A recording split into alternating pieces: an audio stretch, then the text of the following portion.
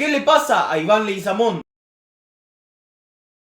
El jugador que llegó a Olimpia con un potencial enorme desde San Lorenzo de Almagro y que en sus primeros partidos parecía destinado a Europa, hoy la realidad es totalmente distinta. Palermo lo dirigió, después vino Fabián Bustos, más tarde Ramón Díaz y ahora con Almeida sigue siendo la gran incógnita, porque continuidad tiene, juega casi todos los partidos con Olimpia, sin embargo en los momentos más importantes del año simplemente no apareció. Se lo ve rápido, ágil, con regate, pero cada vez que lo tocan se cae y pierde fácilmente la pelota. Eso sumando a la poca creatividad que se lo ve al intentar crear una jugada. Y sí, contra 2 de Mayo metió un golazo que tranquilamente podría ser nominado al premio Puskás, pero fueron apenas destellos del talento que aún no logramos ver al 100%. Leguizamón emociona, ilusiona, pero Olimpia ya no puede más vivir de destellos. El hincha espera de una vez por todas ver al verdadero Iván Leguizamón. Síganme para más contenido en Instagram y en TikTok.